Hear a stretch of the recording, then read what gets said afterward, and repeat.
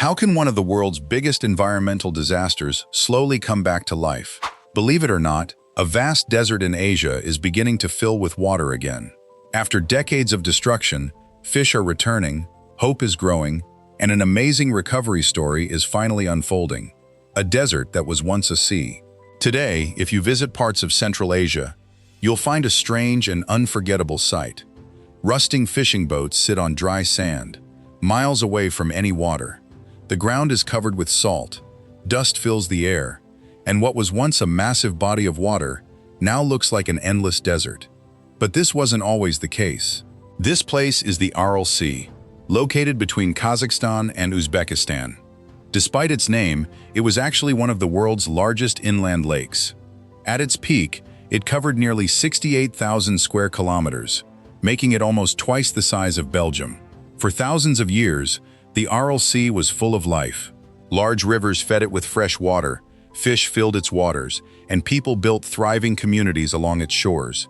Fishing boats crossed the lake every day, and families depended on it for food and income. It seemed like a place that would last forever. But within just a few decades, nearly everything changed. The rivers that kept it alive. The Aral Sea depended on two major rivers. The Amu Darya flowed from the south, while the Syr Darya entered from the northeast.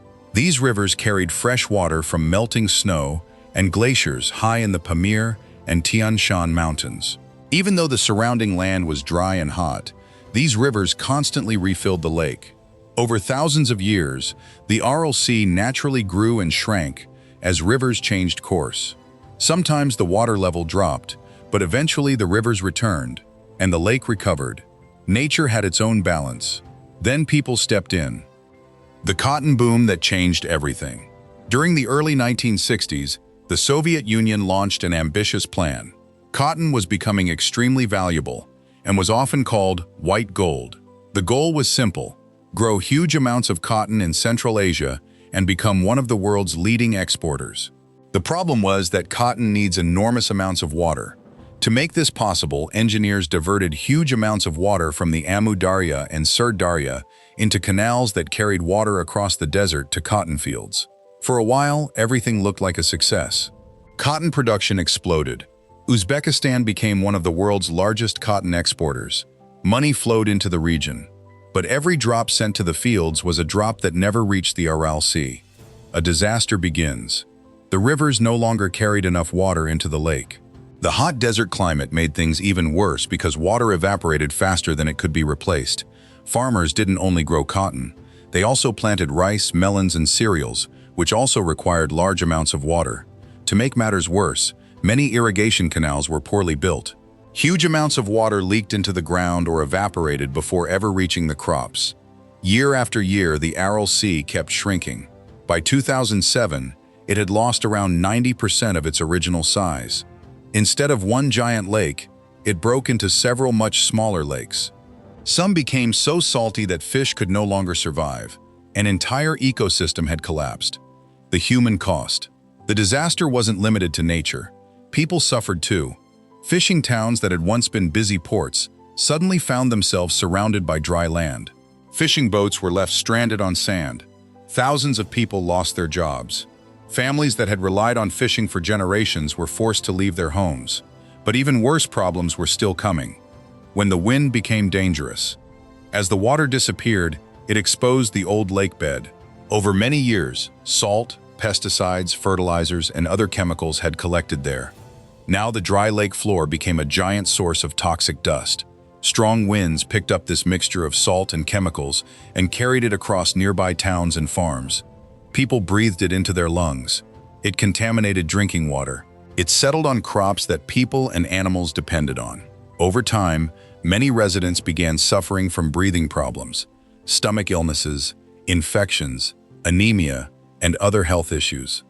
The salt also damaged farmland. Many crops struggled to grow because salty soil makes it difficult for plants to survive. In some places, farmers had to wash their fields again and again just to remove enough salt for crops to grow. The plan that had once promised wealth had created one of the world's greatest environmental disasters. Can nature recover? After decades of destruction, many experts believed the Aral Sea was beyond saving. But surprisingly, there is now hope. Scientists realized that if more river water could once again reach the lake, at least part of it might recover. The rivers still exist. Every year they continue bringing fresh water from mountain snow and glaciers. The challenge isn't the lack of water. The challenge is how that water is shared. 5 different countries depend on these rivers. Kazakhstan and Kyrgyzstan use them to produce electricity through dams. Uzbekistan, Turkmenistan, and Kazakhstan rely on them to irrigate farms. Reducing water use would affect agriculture, jobs, exports, and millions of people. Finding the right balance is far from easy. The first signs of recovery. Even though restoring the entire Aral Sea may not be realistic, some remarkable progress has already happened. In 2005, Kazakhstan completed an 8-mile-long dam, often called the Kok-Aral Dam. Its purpose was to keep more water inside the northern part of the Aral Sea, instead of allowing it to spread out and disappear. The results came faster than many expected. Within just a couple of years, water levels began rising. Salt levels dropped. Fish slowly returned. Species like carp, pike perch, and bream once again swam through waters that had been nearly lifeless. Even local fishing started making a comeback. For communities that had almost given up hope, this was an incredible moment. Fighting the dust. Meanwhile, Uzbekistan launched another important project. Millions of saxaul trees have been planted across the dry lake bed. These hardy desert trees can survive harsh conditions where most plants cannot. Their roots hold the loose soil together, helping reduce the powerful dust storms that spread salt and harmful chemicals across the region. While trees cannot bring back the water, they help protect nearby communities and farmland from some of the worst effects of the disaster. Sometimes small solutions can make a very big difference. The biggest challenge still remains. Despite these successes, one major problem still exists. The region continues growing large amounts of cotton and rice. Both crops require enormous amounts of water.